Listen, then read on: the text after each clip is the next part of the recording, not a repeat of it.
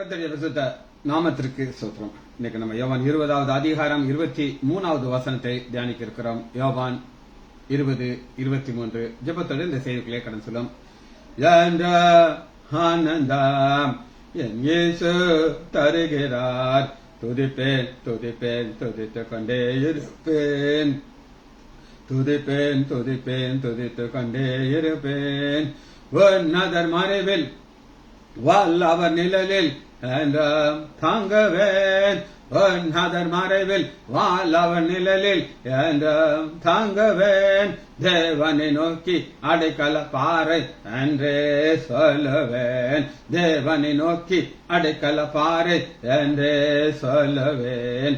ஹல்லேலூயா ஆனந்தமே, ஹல்லேலூயா ஆனந்தமே, ஹல்லேலூயா ஆனந்தமே, ஹல்லேலூயா ஆனந்தமே. தமது சிறகால் என்னை மூடி காத்து நடத்துவார், தமது சிறகால் என்னை மூடி காத்து நடத்துவார். அவரது வசனம் ஆவியின் பட்டயம் எனது கேடகம், அவரது வசனம் ஆவியின் பட்டயம் எனது கேடகம். உலரவா ரிகனரவா ரிகனரா லபனரா ரிபரரா ரிகலரா உமனரா உகரரா. இரவின் பயங்கரம் பகலில் அம்பு எதற்கு பயமில்லை, இரவன் பயங்கரம் பகலில் அம்பு எதற்கு பயமில்லை. உன்னத தேவன் எனது அடைக்கலம் தாங்க உறைவிடம், உன்னத தேவன் எனது அடைக்கலம் தாங்க உறைவிடம். ஹல்லேலூயா ஆனந்தமே, ஹல்லேலூயா ஆனந்தமே, ஹல்லேலூயா ஆனந்தமே, ஹல்லேலூயா ஆனந்தமே. வழிகள் எல்லாம் என்னை காக்க தூதர்கள் எனக்குண்டு, வழிகள் எல்லாம் என்னை காக்க தூதர்கள் எனக்குண்டு. பாதம் கல்லில் மோதாதபடிக்கு கரங்களில் ஏந்துவார், பாதம் கல்லில் மோதாதபடிக்கு கரங்களில் ஏந்துவார். ஹல்லேலூயா ஆனந்தமே, ஹல்லேலூயா ஆனந்தமே, ஹல்லேலூயா ஆனந்தமே, ஹல்லேலூயா ஆனந்தமே. சிங்கத்தின் மேலும் பாம்பின் மேலும் நடந்தே செல்லுவேன், சிங்கத்தின் மேலும் பாம்பின் மேலும் நடந்தே செல்லுவேன். சாத்தானின் சகல வலிமையை வெல்ல அதிகாரம் எனக்குண்டு, சாத்தானின் சகல வலிமையை வெல்ல அதிகாரம் எனக்குண்டு. ஹல்லேலூயா ஆனந்தமே, ஹல்லேலூயா ஆனந்தமே, ஹல்லேலூயா ஆனந்தமே, ஹல்லேலூயா ஆனந்தமே. தேவனை சார்ந்து வாழ்கின்ற எனக்கு என்றும் விடுதலை, தேவனை சார்ந்து வாழ்கின்ற எனக்கு என்றும் விடுதலை. அவரது நாமம் அறிந்த எனக்கு அவரே அடைக்கலம், அவரது நாமம் அறிந்த எனக்கு அவரே அடைக்கலம். ஹல்லேலூயா ஆனந்தமே, ஹல்லேலூயா ஆனந்தமே, ஹல்லேலூயா ஆனந்தமே, ஹல்லேலூயா ஆனந்தமே. ஆபத்து நேரம் கோப்பிடம் எனக்கு என்றும் பதிலுண்டு, ஆபத்து நேரம் கோப்பிடம் எனக்கு என்றும் பதிலுண்டு. என்னோடு இருந்து விடுதலை கொடுத்து என்னை உயர்த்துவார், என்னோடு இருந்து விடுதலை கொடுத்து என்னை உயர்த்துவார். இயேசுவின் நாமத்தினாலே ஜெபங்களுக்கு பிதாவே ஆமென். கர்த்தருடைய பரிசுத்த நாமத்திற்கு ஸ்தோத்திரம். இன்னைக்கு நம்ம யோவான் 20வது அதிகாரம் 23வது வசனத்தை வாசிக்கிறோம். இது மிக மிக மிக கருகலான வசனம். வசனத்தை வாசிக்க முன்னாடியே சொல்லிட்டேன், ஏன் வாசிக்கிறேன் நீங்க வாசிச்சு வந்திருப்பீங்கன்னு ஒரு நம்பிக்கை இல்லை. சரி, இப்ப நான் உங்களுக்கு வாசிக்கிறேன். எவர்களுடைய பாவங்களை மன்னிக்கிறார்களோ அவைகள் அவர்களுக்கு மன்னிக்கப்படும். சரியா? எவர்களுடைய பாவங்களை மன்னியாதிருக்கிறார்களோ அவைகள் அவர்களுக்கு மன்னிக்கப்படாதிருக்கும் என்றார். இப்போ ஒரு கேள்வி, நமக்கு பாவத்தை மன்னிக்கிற அதிகாரம் இருக்கா? இதுதான் கேள்வி. நமக்கு பாவத்தை மன்னிக்க அதிகாரம் இருக்கா? இதுதான் இன்னைக்கு பார்க்கக்கூடிய ஒரு கருகலான சத்தியம். இதை புரிந்து கொள்றதுக்கு முன்னாடி இன்னொரு வசனத்தை உங்களுக்கு வாசிக்கிறேன், அப்பதான் இதனுடைய ஆழம் உங்களுக்கு தெரியும். வாசிப்போமா? மத்தேயு 9வது அதிகாரத்துல ஆண்டவராகி இயேசு கிறிஸ்து ஒருத்தருடைய பாவத்தை மன்னிக்கிறேங்கிறார். உடனே மக்களுடைய ரியாக்ஷன் என்னன்னு நான் உங்களுக்கு காட்டுறேன். மத்தேயு 9வது அதிகாரம், திமிருவார் அக்காரன 4 பேர் அப்படி ஸ்ட்ரெச்சர்ல வச்சு தூக்கிட்டு வராங்க. வரும்பொழுது என்ன சொல்கிறார் அப்படின்னு கேட்டீங்கன்னா, 3ஆம் வசனம், 2ஆம் வசனம், அங்கே படுக்கையில கிடந்த ஒரு திமிர்வாத கண்ணை இடத்துல கொண்டு வந்தார்கள். இயேசு அவர்களுடைய விசுவாசத்தை கண்டு திமிர்வாதக்காரனை நோக்கி, மகனே திடன்கொள், உன் பாவங்கள் உனக்கு மன்னிக்கப்பட்டது. அப்ப நம்முடைய ஆண்டவராகிய இயேசு கிறிஸ்து ஒரு திமிர்வாதக்காரனை பார்த்து உன் பாவங்கள் மன்னிக்கப்பட்டதுன்றாங்க. அதுக்கு ரியாக்ஷன் என்ன அப்படின்னு கேட்டீங்கன்னா, அப்பொழுது வேதபாரர்கள் சிலர் இவன் தேவதூஷன் சொல்கிறான் என்று தங்கள் வெளியில கொடுத்த உள்ளத்துல சொல்றாங்க. இயேசு அவருடைய நினைவுகளை கண்டு உன் பாவங்கள் மன்னிக்கப்பட்டது என்று சொல்லி எழுந்து நடக்க வைக்கிறார். இன்னைக்கு இதுதான் பிரச்சனை. இந்த வசனம் நமக்கு புரியறதுக்கு ஒரு சம்பவத்தை நான் உங்களுக்கு விளக்குறேன், அப்பதான் புரியும். இது திரும்ப அந்த வசனத்தை நான் வாசிக்கிறவங்களுக்கு, எவர்களுடைய பாவங்களை நீங்கள் மன்னிக்கிறீர்களோ அது மன்னிக்கப்படும், எவர்களுடைய பாவங்களை நீங்க மன்னிக்கலையோ அது மன்னிக்கப்படாது. இந்த சத்தியத்தை நாம் புரிந்து கொள்றதற்கு ஒரு சம்பவத்தை உங்களுக்கு காட்ட போறேன். அதை எடுத்து வாசிச்சா தான் இந்த புரியும் உங்களுக்கு. வாசிப்போம். 1 கொரிந்தியர் 5வது அதிகாரம் 1 வசனத்துல ஒரு சம்பவத்தை நம்ம பார்க்க போறோம். இது என்னன்றத வாசிக்கிறதுக்கு முன்னாடி உங்களுக்கு விளக்கம் சொல்லிட்டு அப்புறம் பிரச்சனை. கொரிந்து சபை பாவம் நிறைந்திருக்கிற சபை. அதாவது பாவங்கிறது உலக சபைக்கு வெளியில கிடையாது, சபைக்கு உள்ள. எங்க வெளியில இருக்கு, உள்ளே இருக்கு, வெளியிலேயே இருக்கு, உள்ளே இருக்குது. பவுல் ரொம்ப வருத்தப்படுகிறார். என்ன வருத்தப்படுகிறார்னா, அதாவது அஞ்ஞானி, அதாவது உலக மக்கள்கிட்ட கூட இல்லாத பாவம் நீங்க வச்சிருக்கீங்க.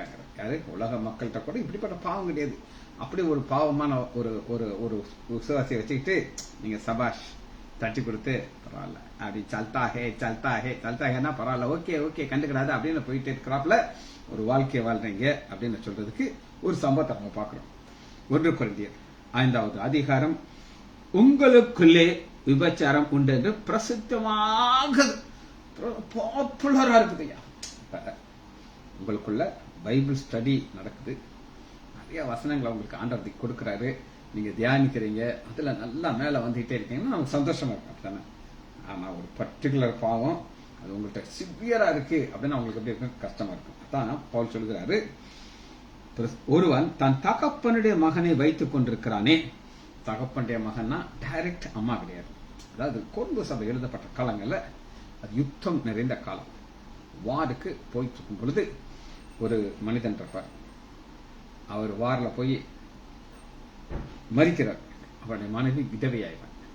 விதவையாகும் பொழுது இந்த மனைவிக்கு அடுத்து ஒரு திருமணம் செய்யணும். இப்படிப்பட்ட சூழ்நிலைகள் ரொம்ப காமனா இருக்கும். அதனாலதான் அங்க யுத்தத்துல மறிக்கிற அநேக பெண்களை ஒரு ஆண் திருமணம் செய்வார். புரியுதா உங்களுக்கு? அவன் யுத்தத்துல ஜெயிச்சுட்டு வந்திருப்பான், கூட போன சோல்ஜர்ஸ் நிறைய மறிச்சிருப்பாங்க, அவருடைய மனைவிகள் விதவையா இருப்பாங்க, அவர்களை திருமணம் செய்துவான். அது விபச்சாரம் கிடையாது, திருமணம் செய்து ஒரு வாழ்க்கையை வாழ்ந்துட்டு இருக்காங்க. அது அப்படி பார்க்கும்பொழுது அப்ப இப்படிப்பட்ட காரியங்களை செய்கிறவனை நீங்கள் உங்களை விட்டு நீக்காமலும் துக்கப்படாமல் இருமாறுப்படைந்திருக்கு. இருமாறுப்புனா என்ன சொல்லுங்க பார்க்கணும். பெருமை எங்களுக்கு, அவர் எங்க சபை மெம்பருங்க அப்படின்னு சாம் ஜெபத்திலே ஒரு கேசட்ல ஒரு செய்தி சொன்னார். அது என்ன நான் உங்களுக்கு சொல்றேன். ஒரு சபை போய் ரொம்ப சந்தோஷமா உட்கார்ந்துருக்காரு. அப்ப சபை அந்த அழைத்தவர் அவர் தான் இவரை கஷ்டப்பட்டு கூட்டு வந்திருக்காரு. அவர் சொல்றாரு, ஐயா உங்களுக்கு ஒரு சின்ன ஒரு ரிக்வெஸ்ட்டுங்க. சொல்லுங்க, என்ன விஷயம்? நீங்க செய்தி சொல்லும் பொழுது 2 மனைவி வைத்திருக்கிறாருன்னு டாபிக் எடுத்துறாருங்க ஐயா. ஏன்னா எங்க செக்ரட்டரிக்கு 2 மனைவி, ஆனா ரொம்ப அந்யோன்யமா இருப்பாங்க. நீங்க கூட பாப்பீங்க, 2 மனைவி ஒரே கலர் சேலை கட்டிட்டு வருவாங்க. செக்ரட்டரி அமைந்து உட்காந்துருப்பாரு. ரைட் சைட்ல ஒரு அம்மா இருப்பாங்க, லெஃப்ட் சைட்ல ஒரு அம்மா இருப்பாங்க. ரொம்ப அன்பா இருப்பாங்க, அந்யோன்யமா இருப்பாங்க. அதனால நீங்க சொன்னீங்கன்னா அவங்க வருத்தப்படுவாங்க, சொல்லக்கூடாது. சரி, அப்புறம் என்ன சொல்லக்கூடாதுங்க, இந்த வீட்டுல டிவி வச்சிருக்கிறது சொல்லாங்க. ஏன்னா எங்க பாஸ்டர் ஹாலில் ஒரு டிவி வச்சிருக்காரு, பெட்ரூம்ல ஒரு டிவி, அதே நீங்க சொல்லக்கூடாது. அது கேட்டாலும் கருத்துல என்ன தான் சொல்லலாம் அப்படின்னு கேட்டாராம். அப்ப ஒரு சபையில இந்த மாதிரி ஒரு தவறான ஒரு மாடல் உள்ளவங்களை பவர் கொடுத்துருக்காங்க. அதான் அவங்க பாக்குறோம். இப்ப பாருங்க, பவுல் என்ன சொல்கிறார் அப்படின்னு கேட்டீங்கன்னா, 4வது, நீங்களும் என்னுடைய ஆவியும் நமது கர்த்தராகிய இயேசு கிறிஸ்துவின் அதிகாரத்தோடு வந்திருக்கையிலே இப்படிப்பட்டவனுடைய ஆவி கர்த்தராகிய இயேசு கிறிஸ்துவினாலே ரட்சிக்கப்படும்படிக்கு. பாருங்க, பவுலுடைய ஆசை என்னன்னா, இந்த மனிதனுடைய ஆவி ரட்சிக்கப்படணும். இவன் வாழ்றது ஒரு பாவமான வாழ்க்கையில வாழ்றான். இந்த பாவமான வாழ்க்கையில துணிகரமா வாழ்கிற மனிதனுடைய ஆத்ம மனுஷனும் ரட்சிக்கப்படும். அது பவுலுடைய வாஞ்சை. அதனால பவுல் சொன்னா அவன் கேட்க மாட்டான், சொல்ல செய்ய மாட்டான், கேட்க மாட்டான். இந்த தவறை செய்து கொண்டே தான் இருப்பான். அப்ப இவன் பவுல் என்ன செய்யறான், யார் கையில ஒப்பு கொடுக்காருன்னா சாத்தானுடைய கையில ஒப்பு கொடுக்குறாரு. பாருங்க 5ஆம் வசனம், ரட்சிக்கப்படும்படிக்கு மாமிசத்தின் அழிவுக்காக நம்முடைய கர்த்தராகிய இயேசு கிறிஸ்துவின் நாமத்தினாலே அவனை சாத்தானுக்கு மாமிசத்தின் அழிவுக்காக. இது மாமிசத்தின் அழிவு, ஆவியின் ரட்சிக்கப்படலாம் என்ன அப்படின்னு கேட்டீங்கன்னா, இப்படி ஒருத்தர் நல்லா வாலிபன், என்னை மாதிரி ஓல்டு கிடையாதுங்க, யூத்னா அப்படியே ஒரு டீனேஜ்ல இருக்கிறான். டீனேஜ் கிடையாது, அந்த ஒரு 20-22 வயசுல நல்லா பாடி எல்லாம் எக்ஸசைஸ் எல்லாம் பண்ணி ஃபிட்டா இருக்காரு. இவருக்கு ஒரு சித்தி இருக்கான். அந்த சித்தி இவனுக்கு ஒரு இல்லீகல் அஃபேர் வந்துருது. அப்பா வயசானவர் கடைசி ஒய்ஃபா வச்சு இந்த பொண்ணை சேர்த்திருக்காரு. இந்த பொண்ணு இவருக்கும் ஒரு இல்லீகல் கனெக்ஷன் வந்துருச்சு. இவங்க தவறான வாழ்க்கைய சந்தோஷமா வாழ்ந்துட்டு இருக்காங்க. பவுல் நல்லா சொல்லி பாக்குறாரு, கேட்க மாட்டேங்கிறான். இப்ப மாமிசத்தின் அழிவு என்ன அப்படின்னு கேட்டீங்கன்னா, திடீர் கற்பனைகளை நான் சொல்றேன், நடந்துச்சான்னு என்கிட்ட கேட்காதீங்க. ஒரு ஸ்ட்ரோக் வந்துடும். ஸ்ட்ரோக்னா பக்காவாதம் வந்துடும். ஒரு கையும் ஒரு காலும் ரைட் ஹேண்ட் வச்சுக்கோங்களேன், வேலை செய்யாது. ரைட் ஹேண்ட் வேலை செய்யாது, ரைட் காலும் வேலை செய்யாது. அவன் படுத்த மாணிக்க இருக்கணும். அதான் மாம்சத்தின் அழிவு. இப்ப எந்த பொண்ணு இவன்ட்ட தவறாக ஒரு தாயாக இருக்க வேண்டிய பெண்ண ஒரு தாரமாக எடுத்துக்கிட்டான். இப்ப இவனுக்கு ஒரு ஸ்ட்ரோக். இப்ப சாப்பிடணும்னா அந்த பொண்ணு வரணும், அடே வாயை தரடா, வாயை திறப்பான். போதுமா, போதும், வண்டியில் ஒரு கொட்டு. என்னன்னா நீ சேட்டை பண்ண, இப்ப சேட்டை பண்ணி காட்டு பார்ப்போம். பெரிய பந்தா எல்லாம் பண்ணுன்னா, பெரிய பாடி பில்டர் மாதிரி. இப்ப ஒண்ணுக்கு இருக்கணும், அம்மா உயிரின்னு வருதுமா, கேன் எடுத்துக்கிட்டு வண்டியில் ஒரு கோடு வரும். இதை வச்சு என்னெல்லாம் சேட்டை பண்ண, வண்டி 2 ஆட்டி அவன். இப்ப அவன் எப்படி இருப்பான், அழுவான். ஐயோ, நான் ஒழுங்கான வாழ்க்கையை வாழ்ந்திருந்தானா இப்படி ஒரு பிரச்சனை வந்திருக்காது அப்படின்ட்டு மனம் திரும்பி அழுது அழுது அழுது ஒரு நாள் என்ன ஆகும் அப்படின்னு கேட்டீங்கன்னா, அப்படிப்பட்ட ஆவி கர்த்தராகிய இயேசு ரட்சிக்கப்படும்படி. இது ஒரு கருகலான சத்தியம். இப்ப பவுல் என்ன சொல்கிறார் அப்படின்னு கேட்டீங்கன்னா, இவன் நல்லபடியா சொன்னா கேட்க மாட்டான், அடி அடிச்சாலும் கேட்க மாட்டான், மாமிசத்துல கை வைக்கணும். சரி, ஒரு சொந்தக்காரர், நெருங்கிய சொந்தக்காரர், அவரு ரட்சிக்கப்படாத ஒரு மனிதனா இருந்தார். என்னைய பாப்பாரு, நான் பைபிள் எல்லாம் தூக்கிட்டீங்க அண்ணே. எனக்கு என்னோட சின்ன பையன், அவரு ரொம்ப சின்ன பையன் கிடையாது, ரொம்ப லக்கலா பேசுவாரு, டக்கா பேசுவாரு. பைபிள் பேசணும்னா பிடிக்காதவர். ஒரு நாள் ஆண்டவர் என்ன செஞ்சார் அப்படின்னு கேட்டீங்கன்னா, அவர் ஹெல்த்ல கை வச்சார். ஹெல்த்னா என்னது, அவருக்கு ஒரு நாள் என்ன ஆயிடுச்சு, கிட்னியில ஸ்டோன் வந்துருச்சு. ஸ்டோன் வந்த உடனே எங்கள்கிட்ட வந்தாரு, என்ன செய்யறது அப்படின்ட்டு. அதுக்குள்ளேயே ஹார்ட்லயும் ப்ராப்ளம் வந்துச்சு. இப்ப இவருக்கு ஹார்ட் முக்கியமா கிட்னி முக்கியமா? ஒரு டாக்டர் இருக்காரு, கிட்னி தான் முக்கியம், கிட்னியை சரி பண்ணிட்டு ஹார்ட்டை சரி பண்ணிட்டு எங்கிட்ட வந்தாரு. நான் மருந்து கொடுத்தேன், கொஞ்சம் ஆயுர்வேத மருத்துவம் கொடுத்தேன். யூரின் நல்லா போச்சு, கல்லெல்லாம் வெளியே போயிடுச்சு. அத்தோட இவரு இன்னும் சேட்டை வந்தாரா, பைபாஸ் சர்ஜரி பண்றது லெவலில் போச்சு. ஆனா பார்த்துட்டு எல்லாம் நார்மல் ஆயிடுச்சு. அவர் அப்படியே அனுப்பிட்டாங்க. ஹெல்த் ஆண்டவர் தொட்டாரு, அசையவே இல்லை. ஆனா ஆண்டவர் வெல்த் தொட்டார். வெல்த் தொட்டார். எப்படி தொட்டார் அப்படின்னு கேட்டீங்கன்னா, அவங்க அப்பா பெரிய கோடீஸ்வரன், அதோட பாதி சுத்தி இவர் தான் வச்சிருக்காங்க, அப்பா வச்சிருக்காரு. ஒரு நாள் அவர் கூப்பிட்டு, தம்பி அவனுக்கு 2 லட்ச ரூபா தர்றேன். எவ்வளவு? 2 லட்ச ரூபா தர்றேன், நீ விடுதலை பத்திரம் எழுதி கொடுத்துட்டு ஓடி போயிட்டு. விடுதலை பத்திரம்னா என்னது, அதுக்கப்புறம் எனக்கும் எங்க அப்பாவுக்கும் சம்பந்தமே கிடையாது, 2 லட்சம் மட்டும்தான் நான் வாங்கிட்டேன், போயிடுவேன். அவர் அந்த நேரம் ஆண்டவர்கிட்ட சரண்டர் ஆனார். சரண்டர்னா அப்படியே விழுந்தார். அதான் நாங்க ஹெல்த்தை தொடும்போது அசையல, வெல்த் ஆண்டவர் தொட்டாரு, விழுந்துட்டார். இன்னைக்கு அவர் one of the Bible teacher. அவ்வளவு பைபிளை தியானிப்பாரு, பல ஆலயத்துல போய் பிரசங்கம் பண்றாரு. அதனாலதான் 1 கொரிந்தியர் 5ஆவது அதிகாரம் 5வது வசனத்துல அப்படிப்பட்ட ஆவி கர்த்தராகிய இயேசு கிறிஸ்துவினால் ரட்சிக்கும்படிக்கு இவனை சாத்தாண்ட ஒப்புக்கொடுக்கிறார். இது ஒரு கருகலான சத்தியம், இதை நீங்க புரிந்து கொள்ள வேண்டும். இப்ப இத விளக்குறதுக்கு என்னுடைய மக டீனா தேவியா ஒரு செய்தி சொன்னார். அதையும் இணைத்து நான் உங்களுக்கு சொல்ல போகிறேன். 2 கொரிந்தியர் 2வது அதிகாரம் 5வது வசனத்துல இப்ப என் மக சொல்லும் போது எனக்கு அப்படி ஒரு சந்தோஷமா இருந்துச்சு. ஆனா எனக்கு தெரியாத சத்தியத்தை அவ புல்பெட்ல இருந்து சொன்னா. ரைட், வாசிப்போமா? 2 கொரிந்தியர் 2வது அதிகாரம் 5வது வசனம். துக்கம் உண்டாக்கினவன் பேரு போட மாட்டேங்கிறார். ஏன் பேர் போட மாட்டேங்கிறா? அவனுடைய வாழ்க்கை ஒரு ரகசியமான வாழ்க்கை. இப்ப நான் ஒரு சில பேர் சொல்லாமலே ஒருத்தரை சொல்லுவேன், அந்த மாதிரி பேர் படம். துக்கம் உண்டாக்க எனக்கு மாத்திரம் அல்ல, ஒவ்வொருவரும் உங்க எல்லாருக்கும் துக்கம் உண்டாக்கினான். நான் உங்கள் எல்லாருமே அதிக பாரம் சுமத்தபடி இது எழுதுகிறேன். இப்படிப்பட்டவனுக்கு அநேகரால் உண்டான தண்டனையே போதும். அப்ப தண்டனை அவனுக்கு கிடைச்சிருச்சு. எல்லாரும் அவனுக்கு இருக்கிறாங்க. மோசமா இருந்தா இப்படி எல்லாம் தப்பு செய்யலாமா? விஞ்ஞானிகள் கூட இப்படி ஒரு பாவம் செய்ய மாட்டாங்க. அப்படி செஞ்சானே ஆண்டவன் தண்டனை கொடுத்தாரு ஏன் இவனுக்கு அப்படின்னு சொல்லி. இப்ப அடுத்து அந்த ஆண்டோட இருதயம் அவருக்கு வருது பாருங்க. எப்படி வருதுன்னு பாத்தீங்கன்னா 7வது வசனம், 2 கொரிந்தியர் 2வது அதிகாரம் 7வது வசனம். ஆதலால் அவன் அதிக துக்கத்திலே அமிழ்ந்து போகாதபடிக்கு நீங்கள் அவனுக்கு மன்னித்து ஆறுதல் செய்யும். இங்கதான் ஆண்டோடைய அன்பு ஊற்றப்படும். அதாவது தப்பு செஞ்சான், சரீரத்தை சாத்தானுக்கு ஒப்பு கொடுத்தாச்சு, சாத்தான் புழிஞ்சு எடுத்துட்டான். சாத்தான் ஒப்பு கொடுக்கறது ஒரே ஒரு காரியத்தை உங்களுக்கு சொல்றேன். யோபு பாத்தீங்கன்னா ஆண்டவர் ஒரு வேலி அடைக்கிறார். முதல் சொத்தை சுத்தி வேலி அடைக்கிறார்.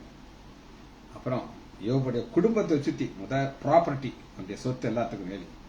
2வது அவனுடைய குடும்பம், அவன் மனைவி பிள்ளைகள். அப்புறம் அவனை சுற்றிலும் வேலி. அப்புறம் அவனுடைய ஜீவனுக்கு வேலி. ஒரு எல்லாத்தையும் எடுத்துக்கோ, ஆனா ஜீவன் மட்டும் தொடாதுட்டாரு. அதுபோல இங்க அவனுடைய சரீர சுற்றி இருக்கிற வேலைய பவுலுடைய ஜெபத்தினால எடுத்துட்டாரு. அதனால சாத்தான் கை வச்சிட்டான். இப்ப அவன் சிக்க ஆயிட்டான். பக்கம் வந்துருச்சு. அவனுடைய மனைவி அவ தாயை பார்த்து, அம்மா நான் செஞ்சதால நீ மன்னிச்சுக்கோமா இருக்காங்க. அந்த பொண்ணு சொல்லுது, போட்டா உன்னைய வேண்டாம் மன்னிப்பா, நீ அம்மா நீ பார்த்த, நீ என்னெல்லாம் நீ பண்ணிருக்க, உன்னை நான் மன்னிக்க மாட்டேன் அப்படின்னு சொல்லி இன்னும் கோவப்படுது அந்த அம்மா. அதனால பவுல் சொல்றாரு, அந்த அம்மா மன்னிச்சவம்மா அவனை. அந்தபடி உங்கள் அன்பை அவனுக்கு காண்பிக்கும்படி உங்களை வேண்டிக் கொள்ளுகிறேன். அருமையா பவுல் சொல்றாரு பாத்தீங்களா? ரைட்டு, எல்லாம் நடந்துருச்சு, இனி என்ன காட்டணும்? நீங்க அன்பை காட்டணும். நான் வேண்டிக் கொள்ளுகிறேன், ரிக்வெஸ்ட் யூ, கால விழுந்து கேட்கிறேன். அடுத்து பாருங்க 10வது வசனம், எவனுக்கு நீங்கள் மன்னிக்கிறீர்களோ. பாத்தீங்களா? இதே வசனம் பாருங்க. எப்பவுமே என்ன ஒரு வசனத்தை கொடுத்தாருன்னா அது கரெக்டா இருக்கும். கருளான வசனம் நல்லா கிடைக்கும். கருளான வசனம் பாருங்க. யோவான் 20வது அதிகாரம் 23வது வசனத்தை நம்ம தியானிக்கிறோம். எவர்களுடைய பாவங்களை மன்னிக்கிறீர்களோ அவைகள் அவர்களுக்கு மன்னிக்கப்படும், எவருடைய பாவங்களை மன்னியாதிருக்கல அவர்களுக்கு மன்னிக்காது. அதே வசனம் இங்க வருது பாருங்க. 2 கொரிந்தியர் 2வது அதிகாரம் 10வது, எவனுக்கு நீங்கள் மன்னிக்கிறீர்களோ அவர்களுக்கு நானும் மன்னிக்கிறேன், மேலும் எதை நான் மன்னிக்கிறேனோ அதை உங்கள் நிமித்தம் கிறிஸ்துவ சன்னிதானத்தில் மன்னித்திருக்கிறேன். மன்னிக்கிறது ரொம்ப கஷ்டமான காரியம். என் மக ஒரு அருமையான ஒரு சம்பவத்தை சொன்னான். யார் யாரெல்லாம் யூடியூப்ல நான் அப்லோட் பண்ணிருக்கேன், கேட்காதவங்களுக்காக அதை நான் சொல்றேன். 2 பசங்க இருக்காங்க. ஜேடன், உனக்கு இன்னைக்கு பிறந்த நாள், 11 வயசு ஆக போகுது. மூத்தவன் ஸ்டீவ், நல்லா ஸ்மார்ட்டா இருக்கான், என்னோட உயரமா இருக்கான். போன ஞாயிற்றுக்கிழமை என் மக லாஸ்ட் சண்டே மெசேஜ் கொடுக்குறா. அப்புறம் நான் அதுக்கு முந்தின நாள் நைட்லேயே நான் பேசிட்டு இருக்கும்போது ஸ்டீவ்கிட்ட கேட்டேன், ஸ்டீவ் நீ சண்டே நீ என்னடா செய்ய போற அப்படின்னு கேட்டேன். தாத்தா சும்மா தான் பார்த்தேன். தாத்தாவோட ஆஸ்பத்திரிக்கு வரையா, ஓபி பேஷண்ட் பார்க்க வரையா அப்படின்னு கேட்டேன். வரேன் தாத்தா அப்படின்னா. ஆனா காலையில கொஞ்சம் அப்படி குஸ்புஸ்னா வாடா சும்மா தான் இருப்பேன். என் கூட வந்து நான் ஓபியில பேஷண்ட் பார்த்துக்கிட்டு இருக்கேன். என் கூடயே உட்காந்துருக்கான், பேஷண்ட்டை பார்க்கறான். நான் எப்படி பேசுறேன்னு கேட்கறான். என் மகள்கிட்ட சொல்லியிருக்கான், தாத்தா எவ்வளவு பேஷண்ட்டை கஷ்டப்பட்டு பார்க்கறாங்க, நான் சந்தோஷமா பார்க்கறாங்கட்டு ஒரு கான்செப்ட் சொன்னா, எனக்கு தெரியாத ஒரு கான்செப்ட் அவன் சொல்றான். என்னன்றது அவனுக்கு சொல்றான். ஏன்னா என் பேரண்டைய ஜீனியஸ் நான் சொல்றேன். அவங்க அப்பா என் மாப்பிள்ள எப்பவுமே சொல்லுவாரா, டேய் இந்த தொழில் உனக்கு வேண்டாம்டா, நிறைய பிரச்சனை இருக்குடா, இந்த தொழில் ரொம்ப கஷ்டமான தொழில், பாரு என்னெல்லாம் பிரச்சனை அப்பா பார்க்குறேன் பாரு நான் சொல்லுவாங்க. அதனால இதுக்கு மட்டும் வந்துடாதுன்னு சொல்லணும். ஏன் மனைவி அவங்க பாட்டி, டே நீ டாக்டரா மட்டும் ஆயிடாதா, டாக்டர் ஆனது கொடுமைடா, ஆண்டா நீ டாக்டர் ஆகிடாத, உனக்கு எல்லா சொத்து இருக்கு, அனுபவிச்சு ஜாலியாகிடாது.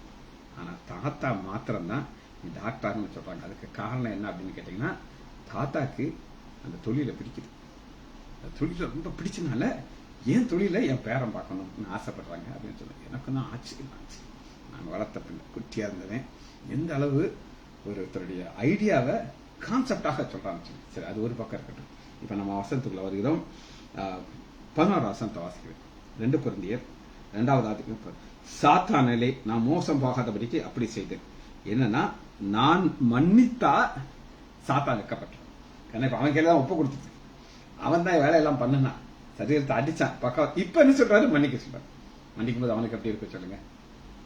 அப்படி செய்தேன், அவனுடைய தந்திரங்கள் நமக்கு தெரியாதது அல்லவே. சரி, இதோட நம்ம இங்க அடுத்த செய்திக்குள்ள போகிறோம். இப்ப மன்னிப்புங்கிறது ஒரு முக்கியமான கான்செப்ட். அதை குறித்து சில வசனங்கள் நம்ம பார்க்க இருக்கிறோம். முதல் வசனமாக எடுத்துக்கொள்ளும் மத்தேயு 16வது அதிகாரத்துக்குள்ள வரும். மத்தேயு 16வது அதிகாரம் 19 வசனம். நமக்கும் பரலோகத்துக்கும் ஒரு கனெக்ஷன் அதான் சொல்ல வருது. இப்ப நான் இங்க உங்களோட பாக்குறேன், இங்க நான் பலரை பாக்குறேன். எங்க சம்பந்தி அக்கா ஜெயந்தி அக்காவை நான் பாக்குறேன். சம்பந்தி அம்மா பாதி நாள் கனடால இருப்பாங்க, பாதி நாள் சென்னையில இருப்பாங்க. அவங்க எங்க இருக்காங்க எப்ப இருக்காங்கன்னு எனக்கு தெரியாது. இப்ப ஜெயந்தி அக்கா சென்னையிலயும் இருக்கலாம், கனடால இருக்கலாம், எங்க இருந்தாலும் நம்ம பார்க்கலாம். காரணம் ஒரு கான்டாக்ட் கனெக்ஷன். இது எப்படி கனெக்ஷன் இருக்கோ அதுபோல பரலோகத்துக்கு நமக்கு கனெக்ஷன். அதான் காட்டுறேன். பரலோக ராஜ்யத்தின் திறவுகளை நான் உனக்கு தருவேன்.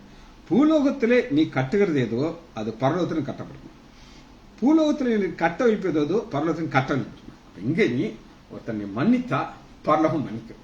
இதைத்தான் நீ கனடால இருக்காங்க. இது கான்டாக்ட் கனெக்ஷன். கனடால இருக்கிற அக்காவை விட நான் பேசுறேன், அவங்க என் செய்தியை கேட்கறாங்க. அதுபோல நமக்கும் பரலோகத்துக்கும் ஒரு கனெக்ஷன் இருக்கு. இதுல இன்னொரு வசனத்தை வாசிக்கிறேன். 18வது அதிகாரம் 18 வசனம். மத்தேயு 18. பூலோகத்திலே நீங்கள் எவரை கட்டுவீர்களோ அவர்கள் பரலோகத்திலும் கட்டப்பட்டிருக்கும், பூலோகத்திலே நீங்கள் எவரை கட்டவிழ்க்கப்பட்டோ பரலோகத்திலும். மெய்யாவே ஆண்டவர் சொல்றாரு, உங்களுக்கும் பரலோகத்துக்கும் கனெக்ஷன் இருக்கு. நீங்க இங்க ஒருத்தருடைய பாவங்களை மன்னித்தானா பரலோகத்தில் அந்த பாவங்கள் மன்னிக்கப்படும். சரி, மார்க்கு 2வது அதிகாரம் 5வது வசனம். மார்க்கு 2:5. இயேசு அவர்கள் விசுவாசத்தை கண்டு திமிரவாதக்காரனுக்கு, மகனே உன் பாவங்கள் உனக்கு மன்னிக்கப்பட்டது. ஆண்டவராக இயேசு கிறிஸ்து ஒருத்தருடைய பாவத்தை மன்னிக்கிறாரு, ஆனா மக்களால் அதை ஏற்றுக்கொள்ள முடியவில்லை. சரி, இப்ப பாவங்கள் மன்னிக்கப்பட்டது, நமக்கு அது எப்படி நடக்க போகுதுங்கிறத நம்ம பார்க்கப்படுறோம். வாசிப்போமா? முதல் வசனத்தை இருக்கலாம். அப்போஸ்தலர் 2வது அதிகாரம் 37 வசனம். அப்போஸ்தலர் 2:37. அதாவது நான் உங்களுக்கு ஒரு கான்செப்ட் சொல்றதுக்கு முன்னாடி ஒரு டிவிஷன் நான் உங்களுக்கு முதல் காட்சி. பரிசுத்த ஆவியானவர் குறித்து நான் சொல்லும்போது 2ஆ சொன்னேன். பழைய ஏற்பாட்டில் உள்ள பரிசுத்த ஆவியானவர், புதிய ஆவியானவர் ஒருத்தர் தான், ஆனா அவருடைய செயல்பாடு மாறிடும். புதிய ஏற்பாட்டுக்குள்ள வரும்போது அவர் என்றென்றைக்கு நம்மளோட கூட இருக்காருன்னு சொன்னேன். பழைய ஏற்பாட்டில் வருவாரு, சொல்லாமலே போயிடுவார். அதுபோல புதிய ஏற்பாட்டில் பாவங்கள் மன்னிக்கப்படுறது வேற, பழைய ஏற்பாட்டில் பாவங்கள் மன்னிக்கப்படுறது வேற. ரெண்டுக்குள்ள வித்தியாசத்தை நம்ம இன்னைக்கு பார்க்க இருக்கோம். புதிய ஏற்பாட்டில் நமக்கு எப்படி பாவங்கள் மன்னிக்கப்படுது அப்படின்னு நீங்க கேட்டீங்கன்னா, அப்போஸ்தலர் 2வது அதிகாரம் 37 வசனத்துல பேதுரு பிரசங்கம் பண்றாரு. பிரசங்கம் பண்ண உடனே மக்கள் ஒரு ரிக்வெஸ்ட் வைக்கிறாங்க, ஒரு கேள்வி கேட்கிறாங்க. இதை அவர்கள் கேட்டபொழுது இருதயத்தில் குத்தப்பட்டார்கள். பேதுருவையும் மற்ற அப்போஸ்தலரையும் பார்த்து, சகோதரரே நாங்கள் என்ன செய்ய வேண்டும்? ஒரு கொஸ்டின்.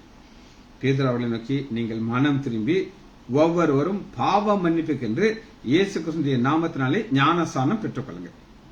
ஞானஸ்தானம் பெறணும் இயேசு கிறிஸ்துவின் நாமத்தினால். அது கண்டிஷன். நிறைய பேருக்கு ஞானஸ்தானம் பிடிக்காது, ஆனா நான் ரொம்ப பர்டிகுலர் இருப்பேன். ஞானஸ்தானம் கட்டாயம் இருக்கும், அது சந்தேகமே கிடையாது. அப்போஸ்தலர் 10வது அதிகாரம் 43வது வசனத்துல புதிய ஏற்பாட்டில் பாவ மன்னிப்பு எப்படி ஃபர்ஸ்ட் ஞானஸ்தானம் அவங்களுக்கு காமிச்சு 10:43. அவரை விசுவாசிக்கிறேன் எவனோ அவன் அவருடைய நாமத்தினாலே பாவ மன்னிப்பை பெறும். இதுக்கு இந்த பாவ மன்னிப்புக்கு தேவையான விசுவாசம். எப்பவுமே நான் பிளாஸ்டர் போட்டுட்டு இருப்பேன், இல்லை சின்ன சர்ஜரி பண்ணிட்டு இருப்பேன், வசனம் வாசிட்டு இருப்பேன். இந்த வசனம் வாசிக்கும் பொழுது நான் எப்பவுமே நான் சொல்லுவேன், கேட்பேன், ஏ பாப்பா உன் பாவம் மன்னிக்கப்பட்டிருக்கா? எங்க ஆள் சார் மன்னிக்கப்பட்டிருக்கு. அப்பதான் பதில் சொல்லு. யாருமே பாவம் மன்னிக்கப்பட்டிருக்கு சொல்ல மாட்டாங்க. ஆனா நமக்கு தேவை என்ன? அவருடைய நாமத்தினாலே பாவ மன்னிப்பை பெற்றுவான் என்று. இந்த பாவ மன்னிப்பை விசுவாசத்தின் மூலமா நாம பெற்றுக்கொள்ளணும். அப்போஸ்தலர் 13வது அதிகாரம் 38 13:38. ஆதலால் சகோதரரே இவர் மூலமாய் உங்களுக்கு பாவ மன்னிப்பு உண்டாகும். இவர் மூலமா. அப்ப நமக்கு அதிகாரம் இருக்கா? அதிகாரம் இருக்கு. நம்ம யாருக்காக ஜெபம் பண்ணுகிறோமோ அவங்களே பாவத்தை ஆண்டவர் மன்னிப்போம். அந்த வரை அவங்களுடைய பாவங்களை கேட்ட மன்னிப்போம். ஒரு சிலர்லாம் எனக்கு நல்லா தெரியும். என் கூட இருந்த ஒரு சகோதரன், கோயிலாங்குளம் ராஜசேகரன், பின்மாற்றத்துக்கு போன மனிதன், அவரை அணைத்து அவர் மேல அன்பு வைத்து வசனங்கள் சொல்லி வழி நடத்தினேன்.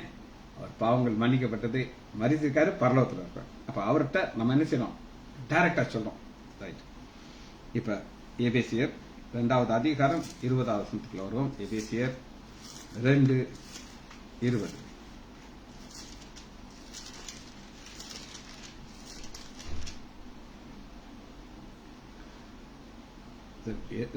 எபேசியர் 2வது அதிகாரம் 7வது வசனம். சரி, முதல் அதிகாரம் 7வது வசனம். அவருடைய கிருபையினாலே இவருடைய ரத்தத்தினாலே பாவம் ரத்தத்தினாலே. ரைட். இப்ப அவங்களுக்கு பழைய ஏற்பாட்டுக்கு போகணும். பழைய ஏற்பாட்டுல பாவங்களுடைய நிலைமை என்ன அப்படின்னு நான் காட்டுறேன். முதல் கீ வசனத்தை ஒரு வசனத்தை உங்களுக்கு காட்டுறேன். அதான் கீ வசனம். இந்த கீ வசனத்துல இருந்து தான் எல்லாமே நம்ம பார்க்க போகிறோம். எடுத்துக்கொள்ளுமா? சங்கீதம் 32வது அதிகாரம் முதல் வசனம். சங்கீதம் 32:1. இது பழைய ஏற்பாட்டுல பாவத்தினுடைய நிலைமை. எவனுடைய மீறுதல்கள் மன்னிக்கப்பட்டதோ, எவனுடைய பாவங்கள் மூடப்பட்டதோ. பழைய ஏற்பாட்டுல பாவங்கள் மூடப்படுது, கவரி. இப்ப என்னுடைய பாவத்தை ஃபுல்லா அங்க எழுதி போட்டுக்கணும். ஒரு சீட்டை போட்டு மூடி வச்சாச்சு. நான் தைரியமே வெளியே போக முடியுமா? போக முடியாது. யாராவது தூக்கி பார்த்தாங்கதான் தெரிஞ்சுக்கணும். அதனால பாவங்கள் என்ன செய்யப்படணும்? கழுவப்படணும். என்ன செய்யணும்? மார்ட்டின் லூத்தர் நம்முடைய எழுப்புதலினுடைய காலத்துல கத்தோலிக்க சபையிலிருந்து வெளியே வந்து புரோட்டஸ்டன்ட் சபையை கொண்டு வந்தார். அவர் ஒரு நாள் அவருடைய அறையில் இருக்கும் பொழுது சாத்தான் வந்தான. இது உண்மை சம்பவம், கற்பனை கதை கிடையாது. வந்து அவருடைய செய்த பாவத்தை எல்லாம் அப்படியே கட கட கட கடன்னு எழுதி போட்டான அந்த செவத்துல. ஐயா, மார்ட்டின் லூத்தர் எவ்வளவு செஞ்சுட்டு என்ன பெரிய கிறிஸ்தானியே அவன் ஆகலான்னு சொல்லி கண்டல் அடிச்சுட்டு இருக்கான். அவர் ஒரு சிகப்பு இங்கு எடுத்தாராம், அப்படி மேல ஊத்தி விட்டாராம். என் ஆண்டவராகி இயேசு கிறிஸ்துவின் ரத்தம் பாரு எல்லாம் கரைஞ்சு போச்சு அப்படின்ட்டு ஓடியே போயிட்டார். இன்னைக்கும் அவர் வாழ்ந்த வீட்டுல அந்த சிவப்பு மை உள்ள செவர் அப்படியே வச்சிருக்காங்க. அப்ப பழைய ஏற்பாட்டுல பாவங்கள் மூடப்படுது. சரி, பழைய ஏற்பாட்டுல பாவத்தினுடைய பொசிஷன் என்ன நடக்குது வசனத்துல வாசிப்போம். ஒரு அருமையான ஸ்டடி, அப்படி ஒரு ஆசீர்வாதமா இருக்கு. முதல்ல பார்ப்போம். ஏசாயா 1வது அதிகாரம் 18 1:18. வழக்காடுவோம் வாருங்கள் கற்று, உங்கள் பாவங்கள் சிவீரென்றிருந்தாலும் உறைந்த மலையை போல் வெண்மையாகும், அவைகள் ரத்தாம்பரம் போல் இருந்தாலும் பஞ்சை போலமாகும். அதாவது கலர் சேஞ்சுங்க. இப்ப நான் சிவப்பு கலர் டிஷர்ட் போட்டிருக்கேன், இது ஒயிட்டா மாறும். ஆனா டிஷர்ட் பாவங்களுடைய கலர் மாறுது. ஆனால் அங்கதான் முதல் வருஷம். ஏசாயா 38வது அதிகாரத்துக்குள்ள வருவோம். 38:17. என் ஆத்துமாவை நேசித்து அழிவின் குழிகள் வைக்கினர், என் பாவங்கள் எல்லாம் உம்முடைய முதுகுக்கு பின்பாக இருந்துவிட்டேன். பாவங்கள் முதுகு பின்னாடி இருக்குது, பார்க்க முடியாத நிலையில் இருக்கு. ஆனால் அங்கதான் இருக்கு. பழைய பாட்டுல கலர் மாறுது, முதுகு பின்னாடி இருக்குதா? அங்கதான் இருக்கு. 43வது அதிகாரம் 25வது வசனம். ஏசாயா 43:25. நானே உன் மீறுதல்களை என் நிமித்தமாக குலைத்துப்பட்டேன், உன் பாவங்களை நினையாதிருப்பேன். குலைத்து போட்டேன், நினைக்க மாட்டேன், என்னைக்கா நினைக்கலாம். 44வது அதிகாரம் 22வது 44:22. உன் மீறுதல்களை மேகத்தை போலவும் உன் பாவங்களை கார்மேகத்துடன் அகற்றி விட்டேன். அந்த கார்மேகம் போல திரும்ப ஜாயிண்ட் ஆகிறதுக்கு வாய்ப்பு இருக்கு. இங்கதான் இருக்கு, இங்க போகல. மீகா 7வது அதிகாரம் 19வது வசனம். மீகா 7:19. நம்முடைய அக்கிரமங்களை அடக்கி நம்முடைய பாவங்களை எல்லாம் சமுத்திரத்துக்கு கீழாக போட்டு விட்டார். சமுத்திரத்துக்கு கீழே பட்டாரு. டைட்டானிக் கப்பல் சமுத்திரத்துக்கு கீழே போச்சு, அதை எடுத்துட்டு வந்தார். ஃபுல்லா எடுக்க முடியாது, எடுக்க முடிஞ்சது. அப்ப பாவங்கள் எங்க போயிருது? சமுத்திரத்துக்கு வைக்க. ஆனா புதிய ஏற்பாட்டுக்குள்ள வரும்போது என்ன நடக்குது அப்படின்னு கேட்டீங்கன்னா, 2 கொரிந்தியர் 5வது அதிகாரம் 21வது வசனத்துல புதிய ஏற்பாட்டுல வரும்போது நமக்கு விசேஷமான ஆசீர்வாதம். அது எப்படி நான் பார்ப்போம்.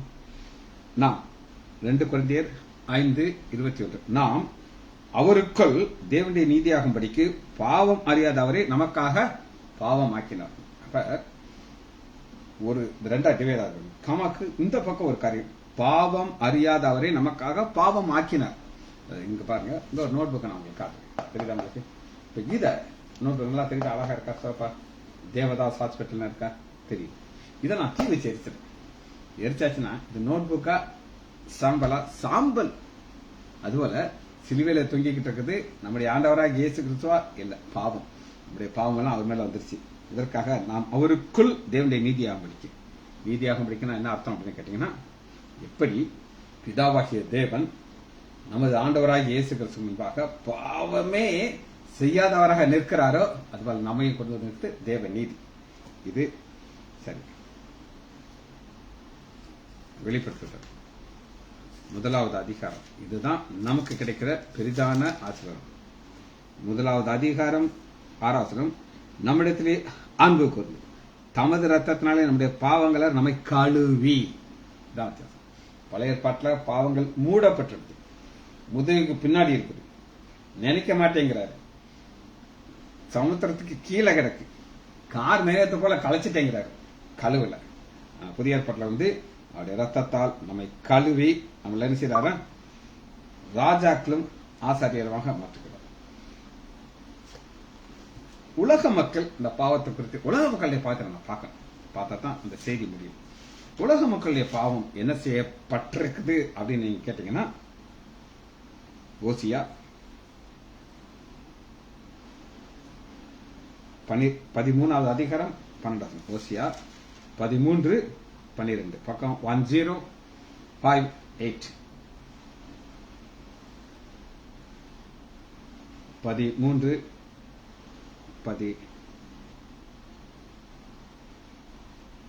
சரி 12 13:12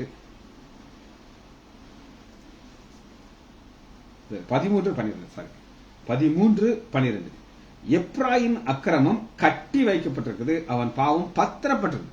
சேஃபா வச்சிருக்கிறார். ஒரு நாள் கணக்கட்டும். நம்முடைய பாவங்களை அந்த கழுவுறாரு, மன்னிக்கிறாரு. நம்மள என்ன செய்யறாரு? ஒரு ராஜாக்களம் ஆசாரியரா மாற்றாரு. அப்படிப்பட்ட பாவ மன்னிப்பு. இந்த பாவ மன்னிப்பை அன்ற யார் கொடுக்கிறாரு? நம்ம கொடுக்கிறாரு. வசனத்தோட வாசிச்சுட்டு இந்த செய்தியை நான் முடிக்கிறவங்களுக்கு, யோவான் 20வது அதிகாரம் 23வது வசனம், எவர்களுடைய பாவங்களை மன்னிக்கிறார்களோ அவர்களுடைய பாவங்கள் மன்னிக்கப்பட்டிருக்கும். நம்ம மன்னிக்கணும், நம்முடைய இருதயத்தில் இறக்கம் இருக்கணும். பவுல் 2 கொரிந்தியர்ல சொன்னது போல நம்ம மன்னிக்கணும். எவர்களுடைய பாவங்களை மன்னியாது இருக்கிறார்களோ அவர்கள் மன்னியாது. ஜெபிச்சு முடிப்போமா? மகா இரக்கமும் கருவையுமுள்ள பிதாவே, துதிக்கிறோம் ஐயா. பாவ மன்னிப்பின் நிச்சயத்தை எங்களுக்கு தந்ததுக்காக நன்றி ராஜா. எங்களுக்கு ஒரு நிச்சயம் உண்டு ஐயா. நாங்கள் எங்களுடைய கண்களை இங்கே மூடும் பொழுது பரலோகத்தில் எங்கள் கண்களை திறப்போம் என்கிற நிச்சயத்தோடு இந்த ஓட்டத்தையோட கிருபை தந்ததுக்காக நன்றி ராஜா. பிள்ளைகள் ஒவ்வொருவரையும் என் ஆண்டவராகிய இயேசு கிறிஸ்துவின் நாமத்தினாலே ஆசீர்வதிக்கிறேன். இயேசுவின் நாமத்தினாலே ஜெபங்களின் பிதாவே. ஆமேன், ஆமேன், ஆம்.